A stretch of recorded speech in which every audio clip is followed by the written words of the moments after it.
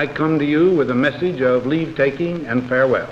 This speech did not get very much attention. When a new president is coming to power, as John Kennedy was, the spotlight was not on Dwight Eisenhower. We have been compelled to create a permanent armaments industry of vast proportions. There was a feeling at the time that this must have been written by some speechwriter who just sneaked into the speech. In the councils of government, we must guard against the acquisition of unwarranted influence, whether sought or unsought, by the military-industrial complex.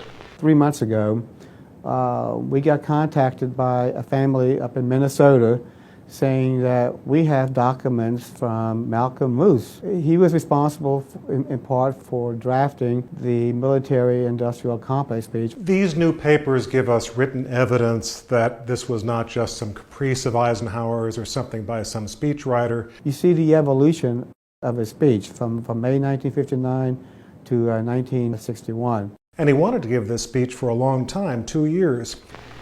Our military organization today bears little relation to that known of any of my predecessors in peacetime, or indeed by the fighting men of World War II or Korea. There was one person in Dwight Eisenhower's life whom he really confided almost everything to, and that was his brother Milton. There's one particular document where the speechwriters had already drafted their version of the speech, only to see Milton come along and totally revamp what had already been written. When Milton Eisenhower was taking notes and writing things on the drafts of these speeches, the speechwriters knew that it wasn't Milton talking, it was Ike.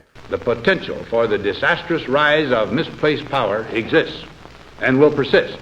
He would see magazines with advertisements for some new warplane or some bomb, and he got so angry he'd take the magazine and throw it into the fireplace of the Oval Office because he felt that defense spending should not be something that would be encouraged by companies who are seeking commercial gain. We must never let the weight of this combination endanger our liberties or democratic processes.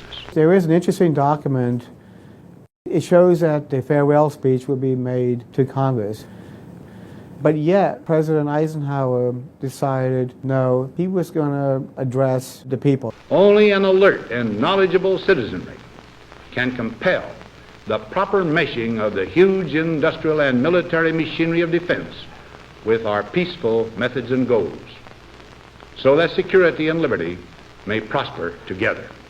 One test of how well a president speaks is how long the speech lives. Here we are 50 years later, we're still talking about this speech.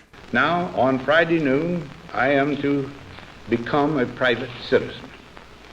I am proud to do so. I look forward to it. Thank you, and good night.